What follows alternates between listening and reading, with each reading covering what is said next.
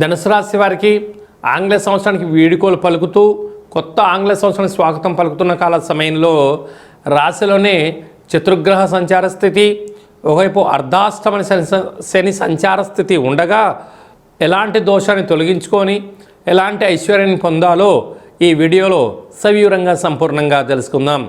ధనుసు రాశిలో ఏ నక్షత్రాలు వస్తాయనగా మూలా నక్షత్రంలోని 4 పాదాలు, పూర్వాషాఢ నక్షత్రంలోని 4 పాదాలు, ఉత్తరాషాఢ నక్షత్రంలోని 1 పాదం కలిపితే ధనుసు రాశి.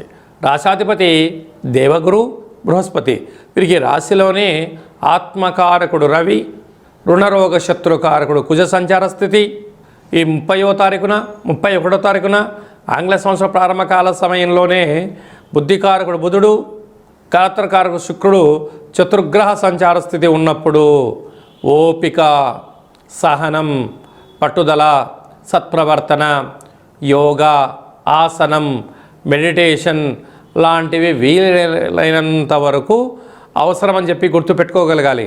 కనుక ఈ 30వ తారీఖున ఈ 31వ తారీఖున విందులని వినోదాలని ఏర్పాటు చేసుకోవడంలో తప్పులేదు. కానీ మితిమీరిన వేగంతో వెళ్ళినా ప్రభుత్వపు అధికారులతో భారీ మూల్యం మీరు చెల్లించక తప్పదు.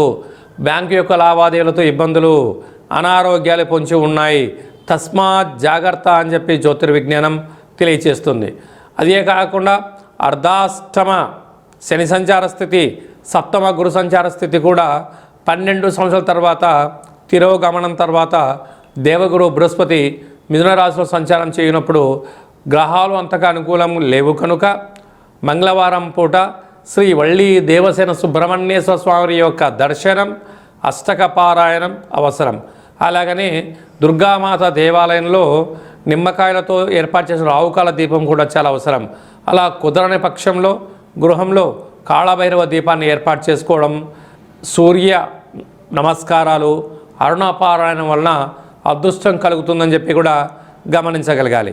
కనుక ఈ ధనుసు రాశిలో ఉండబడినటువంటి సాఫ్ట్వేర్ వారు, హార్డ్వేర్ వారు, ప్రింట్ మీడియా, ఎలక్ట్రానిక్ మీడియా, అలాగే చేనేత వస్త్రాలు, బిజినెస్ రంగంలో ఉండబడిన వారు, సెల్ఫ్ ఎంప్లాయ్మెంటు, అలాగే ఏ టెక్నాలజీ నేర్చుకున్న కోర్సుల వారందరికీ కూడా సత్ప్రవర్తన అవసరం అని చెప్పి జ్యోతిర్విజ్ఞానం తెలియచేస్తుంది.